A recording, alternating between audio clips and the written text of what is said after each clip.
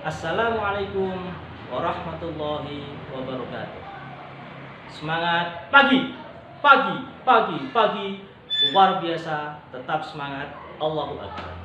Bagaimana kabar anak-anak hari ini? Semoga tetap baik, sehat, sukses. Alhamdulillah. Bertemu lagi dengan Pak Bambang dalam materi pendidikan agama Islam dan budi pekerti. Apakah kalian sudah siap untuk belajar? Anak-anakku yang dirahmati Allah, coba kalian perhatikan gambar berikut ini. Bagus. Hari ini kita akan belajar mata pelajaran pendidikan agama Islam dan budi pekerti kelas 4 semester yang kedua, pelajaran yang ke-10 dengan tema kisah keteladanan Wali Songo. Selanjutnya silahkan kalian lihat dengan seksama pemaparan materi berikut ini. Anak-anakku yang soleh dan solihah, perhatikan lagi gambar berikut ini. Anak-anak tahu gambar apakah ini? Apa yang kalian ketahui tentang Wali Songo?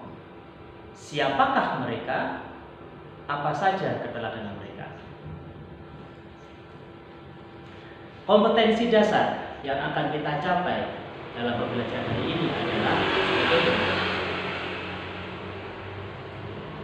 Kemudian tujuan pembelajaran adalah sebagai berikut. Anak-anakku yang soleh dan solihah, hari ini kita akan mempelajari dua sub materi. Yang pertama adalah pengertian wali Allah, dan yang kedua adalah sikap keteladanan Wali Songo. Al-Quran menjelaskan bahwa wali Allah adalah orang yang beriman dan bertakwa. Allah Subhanahu wa Ta'ala berfirman dalam Quran surah Yunus ayat 62 sampai 63 yang berbunyi, A'udzu billahi minasyaitonir rajim. Ala inna awliya Allah khawfun 'alaihim wa lahum yahzanun. Alladzina amanu wa kanu yattaqun. Yang artinya, ingatlah wali-wali Allah itu tidak ada rasa takut pada mereka dan mereka tidak bersedih hati, yaitu orang-orang yang beriman dan senantiasa bertakwa. Berikut ini adalah beberapa tokoh Wali Songo. Yang pertama adalah Sunan Gresik. Sunan Gresik nama aslinya Maulana Malik Ibrahim. Beliau adalah putra Syekh Jumadil Kubro. Makam Sunan Gresik ada di daerah Gapura, Gresik, Jawa Timur. Beliau berdakwah dengan memenuhi kebutuhan hidup masyarakat, yakni dengan membuka toko dan memberikan pengobatan serta mengobati berbagai macam penyakit atas pertolongan Allah. Contoh moral yang menonjol dari kisah Maulana Malik Ibrahim adalah kepedulian sosial. Selanjutnya, yang nomor 2 adalah Sunan Ampel. Nama asli Sunan Ampel adalah Raden Rahmat. Beliau putra Ibrahim Asmarakandi dan Dewi Condrowulan. Sunan Ampel mengajarkan falsafah moh limo, yang artinya tidak melakukan perbuatan-perbuatan yang tercela. Pertama, tidak mau main atau berjudi. Yang kedua, tidak mau ngumbe atau mabuk-mabukan. Yang ketiga, tidak mau maling atau mencuri. Yang keempat, tidak mau madat atau menghisap candu atau ganja. Yang kelima adalah tidak mau madon atau berzina. Teladan beliau yang paling menonjol adalah bijaksana, lemah lembut, dan ramah. Makam Sunan Ampel terletak di daerah Surabaya, Jawa Timur. Selanjutnya, yang ketiga adalah Sunan Giri. Beliau bernama asli Raden Paku atau Joko Samudro. Beliau adalah putra dari Syekh Maulana Ishak dan Putri Sekar Jaju. Makam beliau ada di daerah Bukit Giri Gajah, Dusun Kedaton, Gresik, Jawa Timur. Keteladanan Sunan Giri adalah dengan berkreasi menciptakan tempat-tempat Islami sebagai media dakwah, sikap atau akhlak yang paling menonjol dari Sunan Giri adalah bersahabat.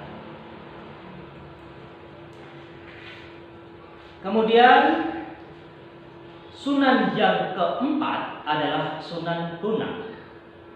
Beliau nama aslinya adalah Raden Magdum Ibrahim, putra keempat dari Sunan Ampel dan Nyi Ageng Manila.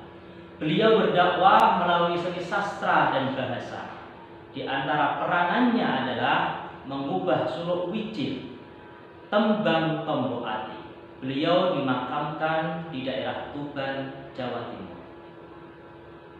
Untuk menarik masyarakat, beliau menggunakan perangkat alat musik yang bernama gamelan. Keteladanan yang paling menonjol dari Sunan Bonang adalah ulet dan tangguh. Yang kelima adalah Sunan Kalijaga. Beliau bernama asli Raden Said, lahir di Tuban, putra dari Raden Sahur Tumenggung Wilotikto, Bupati Tuban pada saat itu. Kelebihannya adalah cerdas, terampil, pemberani, berjiwa besar, dan memiliki kepedulian yang besar terhadap sesama. Metode dakwah Sunan Kalijaga adalah dengan kesenian wayang, kemudian dengan gamelan, mengubah lagu lir ilir dan gundul-gundul pacul. Beliau dimakamkan di daerah Kadilangu, Demak, Jawa Tengah. Keteladanan beliau adalah kreatif dalam berdakwah dan menyatu dengan masyarakat sekitar. Kemudian Sunan yang keenam adalah Sunan Muria. Beliau adalah putra dari Kanjeng Sunan Kalijaga. Nama asli beliau adalah Raden Umar Said. Beliau dimakamkan di puncak bukit lereng Gunung Muria, Kecamatan Colo, Kudus, Jawa Tengah.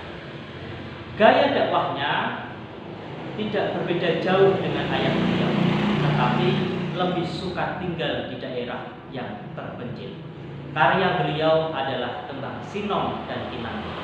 Keteladanan yang paling menonjol dari Kanjeng Sunan Muria adalah cara yang berdakwah dengan lemah lembut dan rendah hati.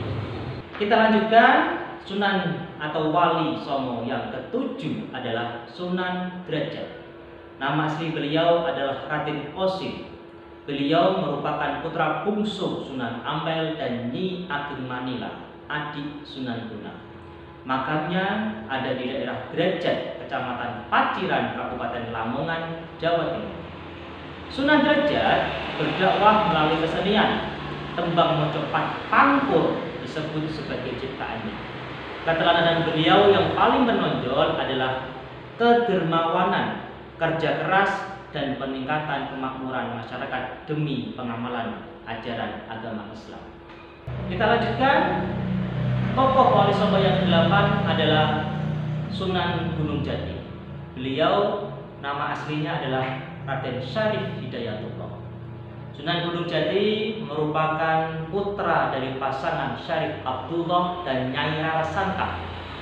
Strategi dakwah beliau adalah dengan memperkuat posisi politik sekaligus memperluas hubungan dengan tokoh yang berpengaruh di daerah Cirebon, Banten, dan Demak.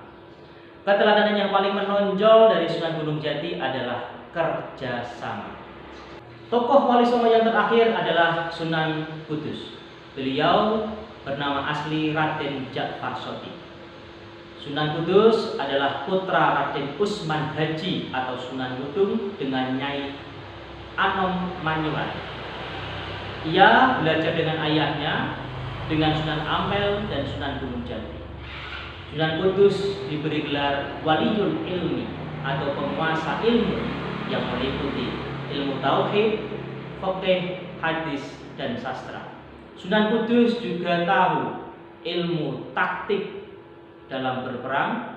Peninggalannya yang hingga kini berdiri kokoh adalah masjid yang berada di daerah Menara Kudus, Jawa Tengah.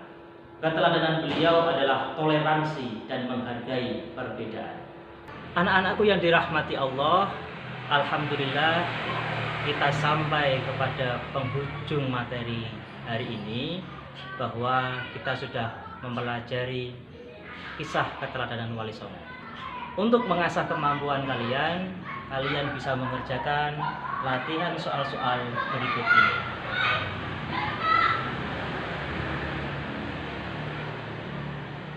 Terima kasih anak-anakku atas perhatian hari ini. Semoga kita dapat mengambil hikmah dari sikap keteladanan Wali Songo yang sudah kita pelajari hari ini. Dari Pak Bambang, mohon maaf apabila ada khilaf. Kita akhiri. Subhanakallahumma wa bihamdika asyhadu an la ilaha illa anta astaghfiruka wa atubu ilaik. Assalamualaikum warahmatullahi wabarakatuh.